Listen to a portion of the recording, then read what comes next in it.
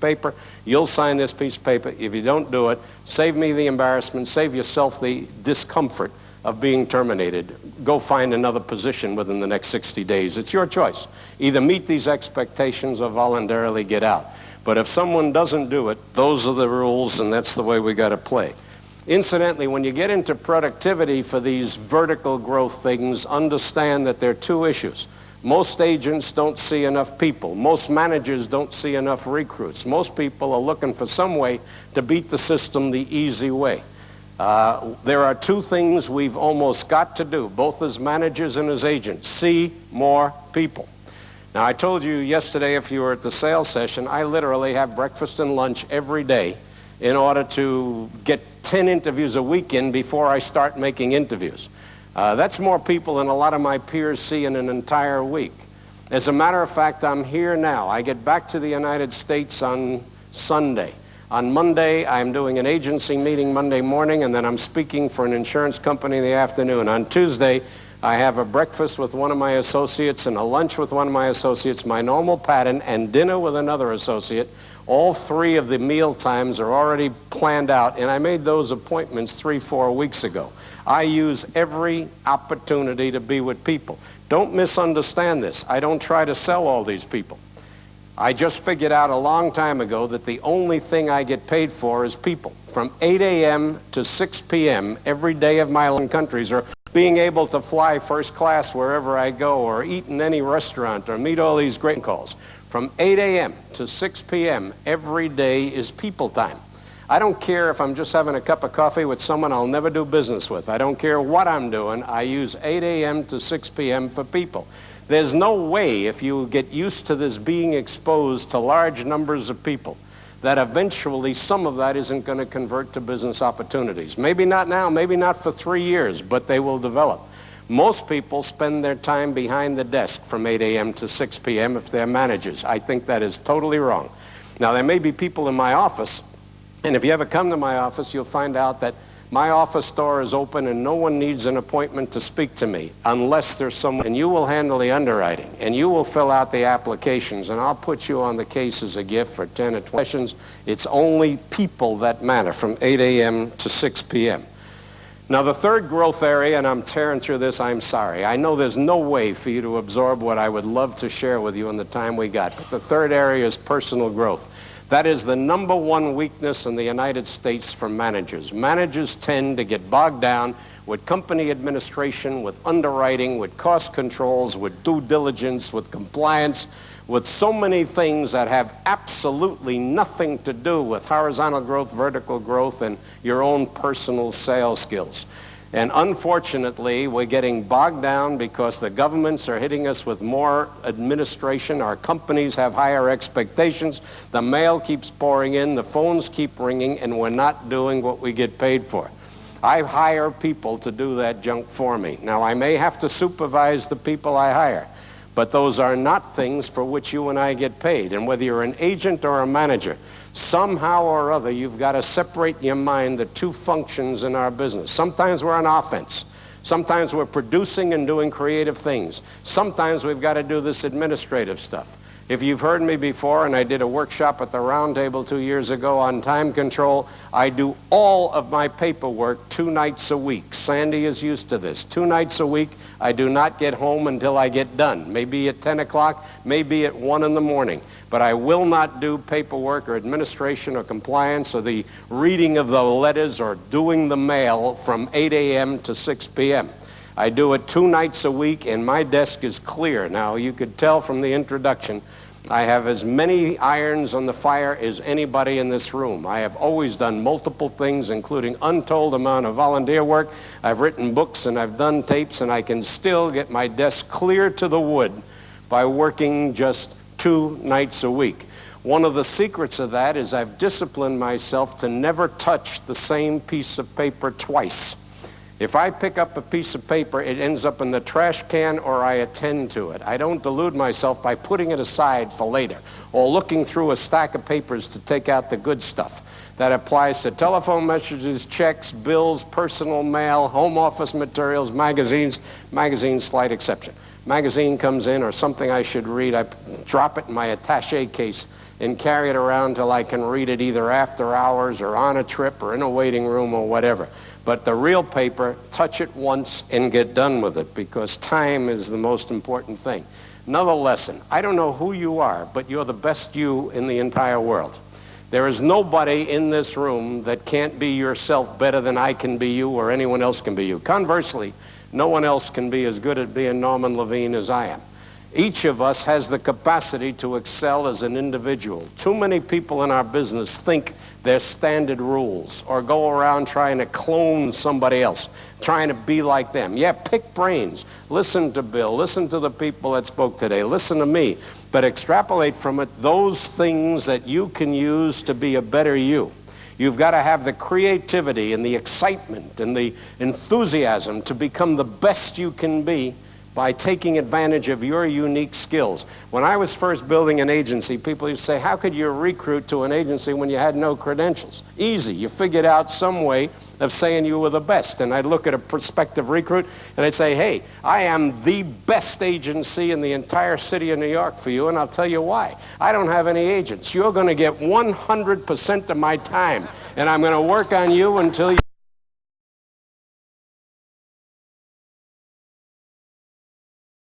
in the best agency in the entire city of you. I'll tell you why. Because I got a tremendous staff and some great people, and you can pick their brains. And I was telling the truth both times. But I had to figure out which it was. Now, in one of my books, I use the expression that until I could have something to brag on, I lied. But by the time people found out I was lying, it wasn't a lie anymore. It was true. You got to learn to dream a dream. If you're going to be a manager, you've got to be able to inspire other people and share your vision and share your dream and think about where you want to be 5 years, 10 years, 15 years from now and say, hey, you come with me, I'll guarantee you're going to be there. Now, don't say it if you don't mean it. It's got to come from here first. But if you believe it, you can deliver, because as the pressure of having to fulfill those kind of obligations builds up, if you've got any heart at all, it's going to start to have an impact on your effectiveness and how you perform. The work ethic part you're not going to like hearing, but people will ask me, Norman, you know, you're 70 years of age now and you've been doing this for 50 years. Why don't you want to retire? And honest to gosh, gang, to what? What is there I could possibly do I'd like better than being in England right now with you folks, or having a house in Palm Springs, or belonging to 2 country clubs, or traveling to 22 different... David Malkin talked about the reducing number of agents, both. Retire to what? Now, you may not feel that, and that's why people want to retire. Most people want to retire because they don't think they're happy doing what they're doing, and boy, if I could only retire. If you're not happy doing what you're doing, you're never going to be great. I don't know anyone great who hasn't some excitement, some enthusiasm about what they're doing. The second question I also ask is what keeps you so motivated? I keep getting that, what keeps you turned on? Gee, where does it all come from? I'm excited because I'm excited. You know, I think every person gets born with a pilot light in their tummy. And for most people, that flame never gets any bigger than a pilot light. But then as life goes on and you begin to realize, hey, you only got one life and you can only be you once, and you want to do something by multiplying yourself, working with other people or whatever turns you on, that flame should start to grow. Eventually it should become a fire in your belly. Have you ever stopped to think, what do you want to be when you grow up? Now, you may say, Norman, do you still say that at 70? Yeah. What do I want to be when I grow up? I went to a junior achievement dinner in Indianapolis in the United States, and they had speakers there, every one of whom started their career at age 65. I noticed a Kentucky Fried Chicken store on the corner. Colonel Sanders was one of those that spoke. When he got his first retirement check from the federal government, he started his fried chicken deal at the age of 65. Why should life have to end? There are people walking around 40 years old already in God's waiting room. They've given up on life. And there are people 90 that are still alive. But you got to have a dream, and you got to like what you're doing. And one of the greatest functions, you may say, what's that got to do with management? Everything. My agents get depressed. I can't afford the luxury. And for whatever it's worth, if you don't have that fire burning, people burn you out. They come in and they dump on you. I'll have agents come in, and they'll come in with their chin on their belly button and frightfully depressed, And I'd like to think after a 10, 15, 20-minute, half-hour session with me, they're feeling better and they walk out standing. But I've watched other managers do that. The agent walks out happy as a clam. The manager's all beat up after 2 or 3 of those. Looks like heck. Can't afford the luxury. The truth is you can act anything. Now, we heard a great speaker today talking about how if you stand, the fizzies. Well, yeah, I've been saying that for 100 years. If you act like you're excited and happy, it will start to happen. Now, unfortunately, there are probably people in the room who shouldn't be in the insurance business. And there are probably people in the room in management who shouldn't be managers. But it's comfortable, and it gives you an income, and you don't know what else you'd want to do. Sit down and reevaluate where you are, where you want to go, what you want to do. Another piece of that is contrary to workaholic philosophy. I totally agree again with some of the speakers you heard this morning. Take time off. Have vacations. If you're not spending family time, shame on you. If you're not doing some things outside of business, shame on you. Calculatingly reward yourself every quarter with a little vacation, maybe a few times a year, a big vacation. I've done that all my life. All 3 of my children have lived in my world, and most workaholic types, the kids can't wait to get away from the folks. I think my greatest tribute, not the John Newton Russell Award, which is the highest award by far in the United States, that one is the one most people wear as a badge because there are only a few of us in the whole world that have it. But my biggest badge is I have 3 children, and all 3 voluntarily on their own, I never asked them, came into the life insurance business. And on January 1st this past year, I turned my agency over to my 2 sons who are now running it, and our daughter is an independent with another company. But they came in the life insurance business because they saw how I lived. And one of them came to me once, Dan as a matter of fact, and he came to me and he said, "Dad, would you mind if I came in the life insurance business?" And I said, "No, but why?" He said, "Because I watch the way you live, and I've watched the people you work with, and they're the kind of people someday I'd like to have as friends, and I'd like to give it a shot." That to me is the highest tribute. But if you're not walking around, how do you act when you go home? Are you up? Are you positive? Are you doing this kind of thing? You say, "Norman, do you always feel that way?" Heck no, but no one else would know that. People, if you asked anyone in my agency, if you said, "Norman, how do you feel?" what would I say? They'll universally say, "Fantastic." Now, they never say it. I say it every day. Sometimes stupendous. I go between fantastic and stupendous on any given day. But you got to act that way. If you start doing it, even when you feel rotten, you'll find that by the end of the day, you'll be feeling pretty good. Golly gee, I know. I've only got about 4 more hours of material, and I'd have no more clock. I'd rather answer questions anyhow. I love answering questions. Is there anything that whether I touched it or not, you want to find out some of my personal life, I couldn't care less. Anybody on anything, let me, and if I need a translator, you can't understand me, but that's fair, but I don't always understand you either. But if I need a translator, someone tell me what the person that asked the question said. Anything on sales, management, life. 45 minutes is a cheat for me, but what the heck, I love 8-hour sessions. Well, look at all those hands that went up. There's one. We got a hand. Why are people in your country so withdrawn and shy? I mean it. I go to Ireland and it goes bananas, and I go to different parts, but everyone is quiet. Norman. Yes. You mentioned that you go after the big cases in either your social or in your leisure time. Could you explain that? Yeah. I don't want my agents to ever think that I have taken time or business from them. So it is a double-edged sword, and I'm glad you asked it because it was in my notes that I never got to. Sandy and I are extremely involved in community, in charitable things. Sandy is a volunteer at the Stanford Hospital in Palo Alto. I've been active in 2 different country clubs, in untold number of charities and political organizations, you name it.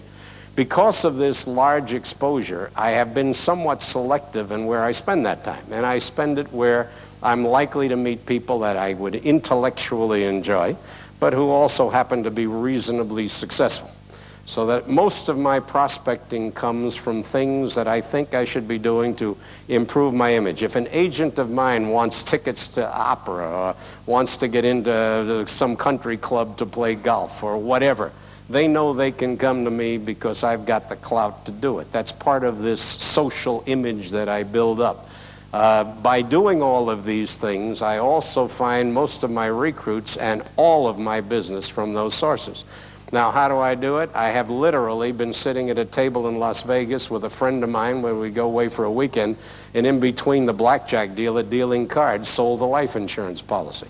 That's an extreme. But when I talk about social, breakfast, lunch, dinner, evenings, weekends, parties, any place I go, do anything. I went down to the Monterey Peninsula with Sandy just a bit ago. One of my sons was with me. The son of a client was living down there. I invited him to lunch, and I asked my son to come along to watch it. And before we got done, literally at that luncheon, first time I ever met the kid, I picked up an $88,000 premium. But it was on a weekend we were away socially with the family. If you get used to doing that kind of thing, it becomes a way of life. I like meeting lots of people. As I said, I belong to lots of clubs. And I don't know if I'm answering your question. I think I am. But it also is a great source for recruits, so that I feel that when Sandy and I, for example, we buy tickets for theater, but we don't buy two. We subscribe to the Best of Broadway in San Francisco 49ers, which is a different kind of football than you're used to, but football, 6 tickets, not 2. Why 6? Because every time we go, we take 4 other people with us. And those 4 people are likely to be from these worlds I'm talking about. And it's a way of taking advantage of doing things we love to do. I've gotten business when I've been down in Palm Springs playing golf. It's something you get used to doing. If you haven't heard my MDRT tape, or better yet, outside, and they mentioned 3 books. My best book by far is just coming out. It's not yet in the book. That's a Ben Feldman. I don't mean it that way. Literally, it's on its way to the bookstores in the United States. It's not yet available in the United States. It's a commercial book, and it's called Selling with Silk Gloves, Not Brass Knuckles. And it goes with a companion set of tapes. It has everything I'm talking about in it. And one of the frustrations here, and I'm not selling books or tapes, is Alan, whatever he is, has got some of my stuff, which I was pleased to see when I got here. But like Bill said, the frustration, I wish I could have responded to that, because it's a totally different issue. You had 230,000 agents. You now got 80. I'll bet you the ones that are missing are no loss. I wouldn't bet my life on it, but I'll bet. What we're getting in the United States there with a yellow pad and look like you're busy, but don't say anything. But you will do the proposal, and you will handle the underwriting, and you will fill out the applications, and I'll put you on the case as a gift for 10 or 20%, or if it's a real big case, it's 10. If it's a medium-sized case, it's 20. But what I want to do, it saves me the time. All I got to do is open and close cases. But again, it is a social way of doing things and training concurrently, and that gets the agents that needed some extra bucks. There's so many little devices I've developed to do what you're talking about. It's really not tough.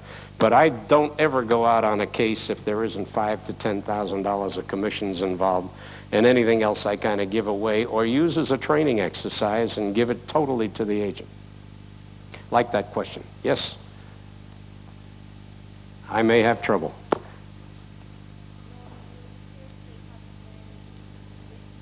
Here comes a mic. I'll have less trouble.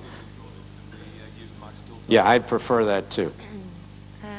Norman, you would appear to have it made just listening to you here today. And I'd just like to ask you, on a daily basis, when you get up every morning, what really motivates you? And how do you manage to stay consistent on a daily basis, even though you would hit the peaks and the troughs? Yeah, I might, you say, you're asking if I can be consistent every day with this kind of power. Well, first, is that the question, essentially? First of all, I do schedule significant time off, always have, always will. Nonetheless, I'm a 14-hour-a-dayer. When I work 14-hour days most every day.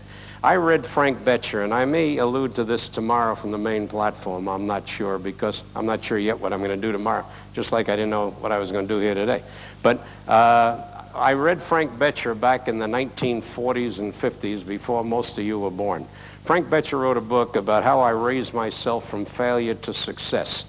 And his methodology, and I eventually met the man and spoke on the same program with him, but his methodology was that you cannot ever become anything unless you begin to act like that's something before you get there. That most people, expect that their attitudes are going to change, their enthusiasm is going to change, their success is going to change, because eventually they're going to earn the right. His philosophy was, no, if you want to, for example, act enthusiastic or be enthusiastic, first you've got to act it. Now, it took me a while to learn this. It is definitely learnable. I have been in the business now, as you heard, I'm in my 50th year. Sandy could attest to this, and some of you know me well, those from the United States. I have missed one day's work in 50 years for a physical problem, and that's because the doctor tied me down because I had an embolism in my leg, and he was afraid I'd throw it. I got a tick bite in Africa. I love animals. And I was on an African safari, got a tick bite. They made me stay home one day. I have been at work every single working day for 50 years, just in case. But no, it isn't because I don't have stomach aches and headaches like everybody else, or I don't run fever once in a while. I just have learned to totally ignore it, thanks to Frank Betcher. I find that you're going to be sick whether you're in bed or you're going to be sick whether you're out of bed. And I feel a hell of a lot better when I'm out of bed. Now you say, how do you do it? Yeah, there are days I get up feeling like hell. And maybe I had a rough night the night before, or maybe I'm not feeling so good. So what? That's a day. It's the only day I got. Unless you guys got a different deal than me, you got one lifetime, and mine is going much too fast. And I don't want to miss a day. The amazing thing, and I'll guarantee it because I've lived it, once you learn this, and you can make yourself do it, and don't go to the office if you're contagious. I do, but that's stupid. But I do a lot of stupid things. But don't obviously spread disease. But once you learn it, I'll guarantee that as the day goes on, you will feel better. I watch people that stay home because they got a hangnail. I've got people working for me, both agents and staff, that all they need is the slightest excuse to take a day off. Dumb! They don't feel better staying home. They feel worse. At least that's my perception. If you can get up and make yourself go, you start feeling better. Now, am I telling you to do that? No. Each of us, you don't clone me. Be the best you can be to be you. But in answer to your question, of course, every human being you've ever met. I have a friend, Woody Woodson, who unfortunately is he's in big trouble physically, and he's quite mature. But he used to say, Norman, no one ever gets tired. Tired is a mental attitude. And that as long as you keep yourself going, you're excited. He said, I've never been tired in my life. And he told me that when he was in his 80s. And it was tough to keep up with him. Life is so beautiful. You've got this moment, you got this day to do anything you want to do. Now, to learn that takes a lot of practice and a lot of discipline, but it will happen. And in answer to your question, I don't know why it happened to me, except that I tried very hard to make it happen. And I have a lot of days you'd never know it in my office. I don't think there's a person that works with me that would know when I'm not up and when I am, because I have try to catch it from Betcher. It may not be the answer. It's the only one I got. It works for me. Who else got something? Anything? Yeah. Both Frank Weisinger and David Malkin talked about the reducing number of agents, both here and in your country. What would you do to reverse the trend? What would you do? I'm not sure I would. I don't think I wish I could have responded to that, because it's a totally different issue. You had 230,000 agents. You now got 80. I'll bet you the ones that are missing are no loss. I wouldn't bet my life on it, but I'll bet. What we're getting in the United States and what you're getting here are more entrepreneurial type people that can put up with all the garbage that's getting slung at us and still come out with our head high. And I think when you see your ratio, and I might have alluded to this tomorrow, but you've got 20,000 members out of 80,000, where you had maybe 7 or 8 or 9,000 out of 230. The quality of the group and the professionalism and the commitment is going up. The numbers are coming down. What's wrong with that? Now, if you say, well, we're not covering the marketplace, that is absolutely correct. But all that means is we're not working hard enough, and we're not reaching out to brothers and sisters. I said that I am chairman of the mentoring committee. I don't know how many of you are MDRT, but I love that organization. And I'm chairman of that committee for one reason. I'd love to see every MDRT person in every country in the world reach out to an aspiring applicant who has never made it and say, I'm going to get you to the $1 Million Round Table, and the only thing I want in payment is when I get you there, I want you to reach out to somebody else and you get them to the $1 Million Round Table. Now, I don't care if you split commissions, but go get the job done. That's our job. And I'm not concerned. All of our problems in the United States are being done by the people I wish had gotten out of the business before they made the problems. They're people that don't know how to sell. They don't know sales skills. They don't know how to sell life insurance. They're not professional. They're looking for the cheap shot. They're looking for the quick buck. They are probably going to fail. They're going to denigrate the business when they fail. They're going to tell everyone the business is no damn good when the only thing wrong was they were no damn good. And I would like to see the day come when more and more people started bragging on this and upgrading. Now, if it fell below whatever the critical mass bottom is, the point of no return, I'd get panicked. It's not even close to that yet. But I do think, and that's again the mentoring of MDRT, this is not a company problem. I think it's our problem. It is the agency system. I feel as responsible for the agency system as the president of my company. He's got a problem. He's got a board of directors. He's got to make money. I may or may not love the man. I may or may not love the company. I'm not talking for or against companies. I think the agency system is my territory and that it's my job and the LIA's job here in the United Kingdom to see to it that the agent's position is maintained and that the thing becomes more profitable and more effective and that we share ideas and be the best we can be. So how do you reverse it? I think we reverse it from within. I think it'll happen slowly. Am I upset about it? Not even slightly. I think it's going in the right direction. More good agents, fewer bad ones ain't all bad. Yeah. Can I go over? One more. I'll make it a long answer though. No. Yeah. Norman, I met you about 4 or 5 years ago. And Two more. He had his hand up too. You just changed companies at that point. How long did it take to rebuild that agency, and how big is it today? Okay, good question. I have had 3 companies shut out from under me. One of the reasons I may sound a little cynical, I'm not anti-company. I have never left a company by my choice, and I've never been fired, incidentally, either. Don't misread that. But 3 different companies I've represented in the United States. It's the real world.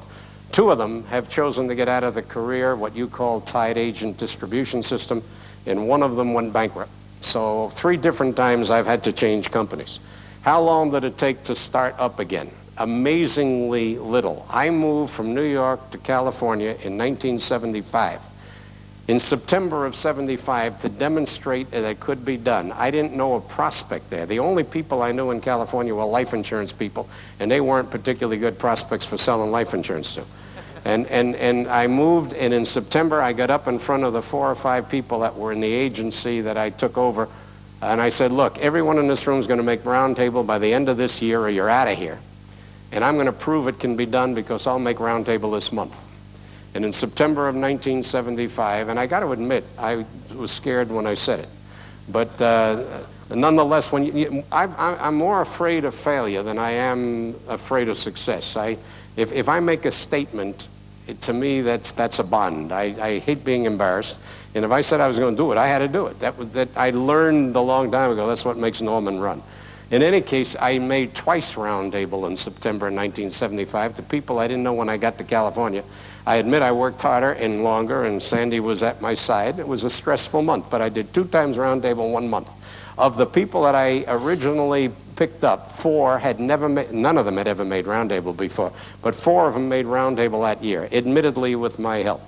As a result of that, recruiting was a piece of cake because everyone in the office was making Roundtable and new kids wanted to come in. So we were the 2nd leading or 3rd leading agency in our company my 2nd year in San Francisco. Now, a lot of this comes from the gut. I wanted it bad, and I did not want to fail. And a lot of my friends said, Norman, you're crazy. Moving from New York to California at this stage of your career, starting all over again, you're going to fall, and it's going to be a disaster. I think some of them even look forward to the opportunity of telling me I blew it. But that just got me madder, and it made me run. The biggest problem in our industry is most people don't have that fire burning in their belly. They got the pilot light. We got to turn it up a crank, and for short spurts, you can do anything you want to do. It was not a major problem. Unfortunately, the 3rd one decided to do it in November of this past year, so we're going through another transition. But we've already restructured, and the gang is staying with us. We're not moving out of our space, and we haven't lost any agents. We'll just take one flag down, put another flag up. What the heck? Life goes on. Agents and managers can do anything they want to do. Companies need us, but we need them. It's a lot of people in the industry use synergism. You know, 2 + 2 is worth more than 4. Maybe it's 5 or 6. I prefer symbiosis. Incidentally, my background's wildlife ecology, and I'm an outdoor guy, and I love birds and bees and stuff. So I use all these fancy damn biological words. But symbiosis is the interdependence. I believe I am dependent on my company, but they're dependent on me. The most important people in our industry are managers. If we weren't there, they'd be up the creek. There'd be nobody to recruit, nobody to train, nobody to make anything happen. And on the other hand, they'd be taking all the garbage from the agents instead of us. So we are the perfect thing for the companies. They can't distribute without us. I can't distribute without them. Symbiosis, fantastic. Got no problem with it. Just think they do stupid things like get out of the career system, but that's their problem. They'll never recover, and I'll be happy to tell them that. No, I'm out of here. I'm out of here. He looks so sweet, I wouldn't want to offend him. Thank you all.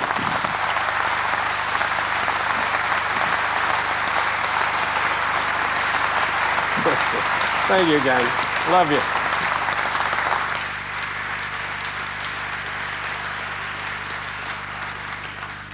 We did have to keep the session to time because we do have to clear the auditorium for the next session. Now you know why this, the LIA's 25th anniversary, we felt it imperative to get Norman across the pond yet again. Like dozens of you, I've heard Norman many, many times and never tire of it. But he has, amongst his many qualities, that ability, whether you listen to or talk with, you come away feeling a lot better. So for Norman, this is just a taster for tomorrow, as he's our main platform's closing speaker. Norman, on behalf of all of us, thank you so much. Norman Levine.